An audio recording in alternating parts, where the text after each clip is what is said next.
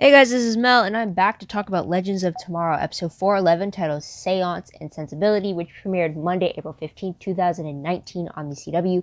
I'm recording roughly an hour and a half since the episode is aired, since it's airing at 8 o'clock when Arrow airs at 9. So, huge spoiler alert, if you haven't seen the episode already, please go do so first, and then come back and see what I say at the end of the episode. I'll let the other video reminders up on screen. Take a moment to remind yourselves of those. I'm going to try to do this in 10 minutes. Hopefully I can do it. So let's start the clock and let's begin with what happened in this episode. So timeline wise, I think it takes place shortly after the events of 410. It's definitely enough time for the Haywood family to organize a funeral for Hank, since that is one of the main focuses in the episode. So episode reminder, I'm going to pretty much put it to crazy love, and then you can figure out why in just a few moments. But the villains, I would technically say in this episode, would be the magical fugitive, I guess, would be the Hindu god of blood, Kamadeva, which is one of the storylines of this episode. So with that being said, there are two different storylines. You have one taking place in England of 1802, and then you have another one taking place in present day Washington, D.C., so 2019. So with the first storyline, we go to 1802, and this is where they find the magical fugitive being the Hindu god of love, and he is disrupting the Jane Austen legacy, and that's how they kind of pinpoint which era to go to next. With his influence, we eventually get a Bollywood musical number in this storyline. We also get a lot of lusty confessions and dreams because of him, long before it's supposed to happen in the past. So there's that. The second storyline deals with Hank's funeral in the present day. So we get not only Nathan dealing with his mixed feelings for Hank, dealing with the fact that, oh, he had this project, and then find out that he was actually trying to make a magical creature theme park, which I'll get to later. But then we also find out that Hank's spirit actually still lingers long enough for Constantine to call him forward, to possess Mick, to share what actually went down moments before his death, revealing that it was Neuron he made a deal with. And also at the end of the episode, which is my final moments, which I'll talk about right now, Constantine finds out that not only did Hank make a deal with Neuron, but Neuron has taken the shape and form of Desmond. So there's that. So tidbit-wise, though, we do have Ray, who's kind of between both parts, where he starts off in storyline 2 and then goes to storyline 1. But Ray feels guilty when it comes to Nathan because of his affiliation with Nora, who everyone believes killed Hank. But then when she goes to him and tells us she didn't do it, Ray takes her in and kind of hides her away in his room on the ship. So that brings about some very interesting advancements for the two of them, and it's only weird because in real life they're married, but then yet they don't. They're very good at it.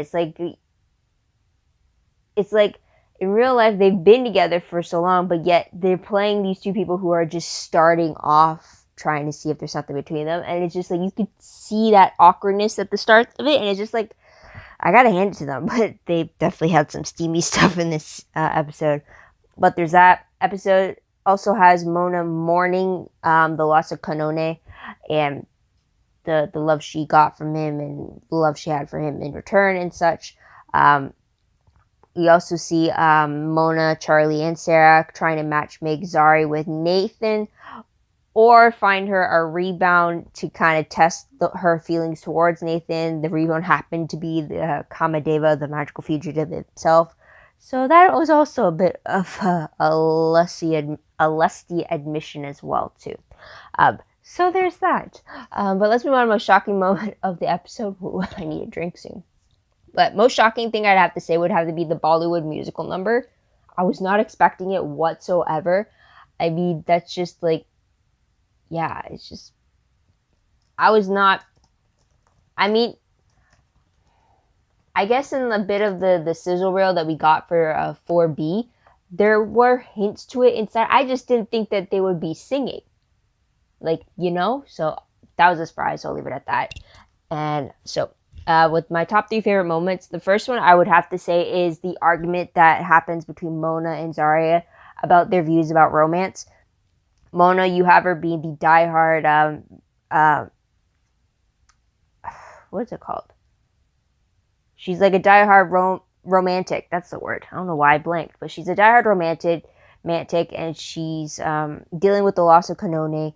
And then there's Zari, who doesn't believe in the appeal of love. She doesn't believe in losing yourself to that emotion and just losing complete control. And it's very interesting to see in that fight both their different sides to the notion of love. It was just very interesting also to see at the very end of the episode both of them seeing the other person's perspective. So I really like that argument there. I mean, it got really tense in the moment for them, but I do appreciate the two sides we got to see about it. So there's that.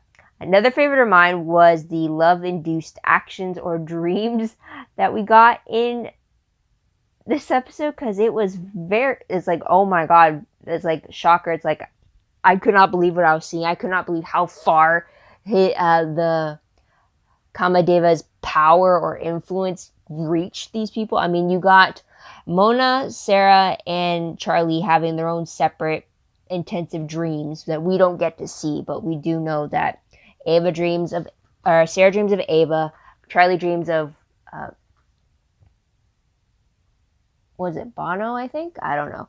And then we have Mona dreaming of Kanone, and that's where she starts grieving afterwards. But then we see Ray and Nora get pretty hot and heated together, which is a very complete difference to how they originally started the night, with Ray deciding to sleep on the couch despite its size, because that was the gentleman thing to do. And it was funny how he just immediately just fell asleep in the chair when he was such an awkward angle. But anyways, so there's that. And then we also see Zari's dream, which ended up with her being with Kamadeva, which makes it seem like, oh, it's happening in real life. And then you add Nate in there, which is like, oh yeah, she's definitely dreaming. It's just like, it got intense.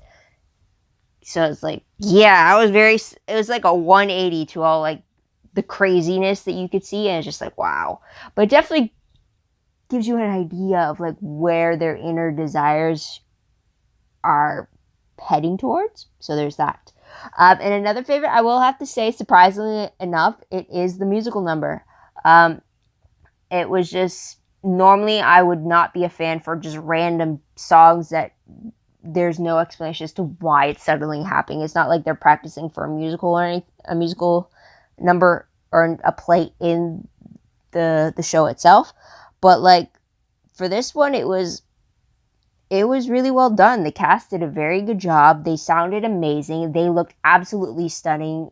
Zari just like breathtaking, her with her outfit and everything. It was just like I mean, I'm a little bummed that there were no fight scenes in substitution for this musical number, but then at the same time, they really went all out and they did an amazing job for it. So it was definitely a moment to not mix up with anything. It's definitely one of a kind for Legends, but it's like Legends is the show that could get away with this type of stuff. And it's just like, it's like, yes, I had my what the hell moment, but then I'm not thinking like, it's not enough of a what the hell moment to get me out of the show, to like kind of disrupt my belief of the world, because in this world and with the Kamadeva they were dealing with and his influence of power, I could believe that he would bring about this action to everybody. So it worked. So I'll give it that. So let's move on to top 3 peeve moments. Normally I would say it would be the song. Normally it would be the case, but for Legends they pulled it off, so I'll just put that there. Another peeve I had though was Hank's video proposal for the Magical Creature theme park. I mean, that just seemed like a stupid idea. It's like, was that really what his plan was to do? Like, you had a plan of unlimited amount of money and all you had to do was give Neuron access to the magical creatures. Well, what did he expect Neuron to do to the creatures so that you would able to make a theme park? That can't be possible. That has to be something that video had to be something he had created before he started like truly working on the project with Nira. Because it's like, I don't buy the fact that was Hank's plan all along, that he was trying to make a park for them. Like, it's very sweet that he wanted to bring Kid Nate's dream of that to life, which I don't think, like, he wouldn't really, I don't think so. And then another peeve I would have to say was the moment where Hank was possessing Mick, and it was still Hank's voice that we got coming from Mick's body. I don't know, it was a peeve because it threw me off. I was really excited to have the idea of Hank possessing Mick and then seeing Mick acting like Hank, talking like Hank, and you actually see that shift in Mick. But instead, I get Hank's voice just coming out of Mick, so it's pretty much just Mick just lip syncing pretty much. And just, that wasn't it for me. That just didn't do it for me. So I was a little disappointed I didn't get to see the chance to have Mick pretend to be Hank. Like with Supernatural when they do vessel possessions and stuff like that, where you actually see a physical change in the person when they get possessed. So, so there's that. What moment will I remember most when I look back on this episode? Well, technically, the title Seance and Sensibility was going to have me thinking of the funeral for Hank and stuff like that. But I got to find a way to remember that it's the Bollywood musical number. I don't know. But there's that. So random questions. First one, who else wished that Mick was part of the musical number just to see how he'd react or how he would go about the whole thing? I would have loved to see that. Or just to see if he would have been a part of it or if he would just somehow be like immune to that, the Kamadiva's power, and then just be sitting in the corner like eating the hors d'oeuvres or something at this fake wedding type thing. So I was like wondering what Mick would have done.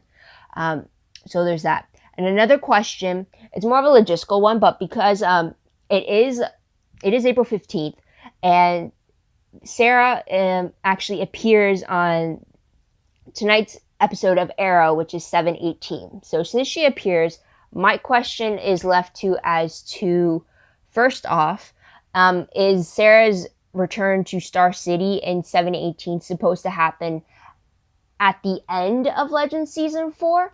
Or was it meant to happen around the same time of this episode when she just came back from 1802? Because this is the reason why I question it. Because if we didn't have that 3-month gap between 4A and 4B, then technically Legends would have already aired all of Season 4 by now. Because this would have been the 18th week, and Legends is only supposed to have 16 episodes this season. So if Legends had returned back in January like Arrow had done so, then I could believe that Sarah came back to town for Star City after wherever Season 4 finale had left off for Legends. But because of this shift in air dates, now I'm left to wondering, okay, is Sarah doing her mission in 4/11 in tonight's episode, and then did she afterwards get called back to Star City and kind of leave things as is on the ship and then goes to Star City and then comes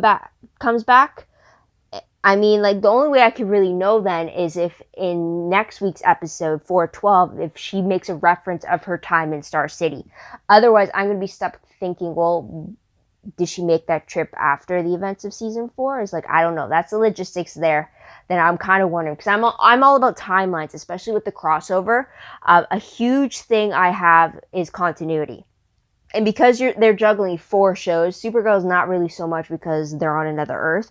But with the Flash, Arrow, and Legends of Tomorrow, they have to be very careful about continuing the overall timeline of the 3 shows, especially if you want characters to hop from one show to the other and make appearances. You got to have it match up saying like, oh, they aren't on this show because they were on this show, and like vice versa stuff, right? So that's kind of why I'm nitpicky about that and why it's a question. Didn't expect it to be that long for me to ask. And another question was, because of Sarah's appearance on Arrow 7/18, we do see her back in the White Canary outfit. And she also has a device to replicate the canary cry as a wristband for her, because she's never actually, well, the only other time she had her own sonic device in season 2 of Arrow when she first appeared as the canary. Because she's never met a human. So I'm just wondering why we really don't see Sarah in the White Canary costume on Legends unless it's like a major crossover event. The only time I remember seeing her in it on a Legends specific episode was in the pilot episode. So I'm just wondering why that's the case. I'm also wondering why she doesn't use that sonic canary cry device. I mean, it was explained in Arrow 718 that Felicity had just upgraded it to the wristband version, but like Sarah has always had a version of the device. I mean, she was the first one to bring it into question in season 2 of Arrow. So I'm just wondering why we never see that part of her vigilante alias ever on Legends. I mean, we only ever get her to see her fighting, her fight scenes and stuff like that in whatever gear and whatever equipment she uses, which is fantastic use of her skills. But then also at the same time, she is White Canary. She's supposed to wear the suit. She's supposed to have the replicated canary cry. I'm just wondering why that's not the case. And also, if you realize, we haven't seen the others in their costume. I don't recall Ray being in the Atom suit since they met Charlie. What about, Nathan in his steel suit? Not really the case because, like, he's at the Time Bureau and stuff. And I guess the only consistent one is Heatwave, Mick with his gun. And that's pretty much it, right? So it's just like, where are their costumes going? I mean, we do get their costumes from like different eras when they time travel and stuff, but what about like their vigilante like costume and stuff, right? So I'm rambling, I'm so sorry, but that was like a huge thing I've been thinking about, and it didn't really come to my mind specifically until I watched Sarah on Arrow in tonight's episode. So there's that. But let's move on to predictions very quickly. Based off the promo for 412, it looks like we're going to see Ava again, and apparently something's wrong with her, to the point that Sarah uses magic with Constantine to get inside Ava's mind where she seems to be trapped. It kind of looked like an IKEA world in the sky where it's Ava everywhere inside, and if she tries to check out with her items and she's like dead. I don't know. It's a little complex and very crazy, but I'm excited to see where that goes.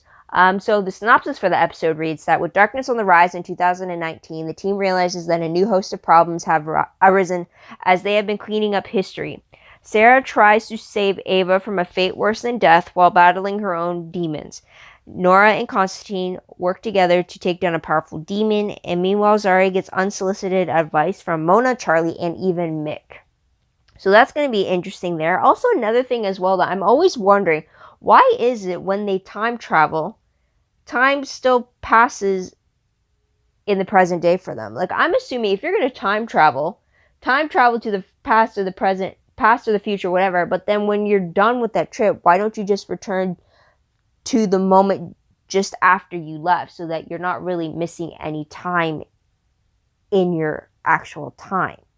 I always wonder why that doesn't happen. I mean, sometimes on The Flash, Barry does that, and then sometimes he just allows for the amount of time he was gone to still happen in his regular timeline. So I'm just wondering why it's one over the other or why it's not. I would just assume if I was going to time travel, I would have gone to whatever place, past, future I wanted to go, and then I would have just returned moments after I originally left in my own timeline, so I'm not missing anything, so that no one notices I'm gone, type of thing.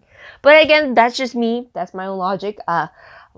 Take it what you will, but I am interested to hear what you guys have to say about the episode, as well as whatever else I talked about in this video. So leave a comment down below about that. Also, don't forget to like this video, subscribe to my channel, check my other videos if you haven't done so already. Specifically for my video for Arrow 718, that's not going to come out until 719 airs, because I'm going to group the two together, so it's going to be sometime next week. Hopefully earlier on in the week. It really depends. I started a new job, so I'm hoping to be able to work with the schedule, not that the shows are returning. But anyways, let's return. Don't forget to like this video, subscribe to my channel, check out my other videos if you haven't done so already. If you want, check out my Tumblr page. The link for that is down below. I reblog promos, web clips, quotes, gifs, synopses, news, all that good stuff, all found in one place. Go check that out. A little behind, I know, for some aspects, but I am going to jump right back into it shortly. So thanks for that. Also, WordPress account link for that is down below. Anything I post online is connected to WordPress account link for everything's organized and detailed over there, but it's still a work in progress, so keep that in mind as well. And that is pretty much it, guys. So thank you so much for tuning in. Thank you so much for your patience. All the CW Arrowverse shows do come back starting today, and then it's just straight on through until the finales. So I'm excited to see what the rest of the season has in store for us for the shows. I hope you come back and check out not only the Legends videos, but as well as Arrow, Flash, once they're up and running. But yeah, so until then, guys, this is Mel. Wishing you all a great day, great week wherever you are, and be safe. Bye for now.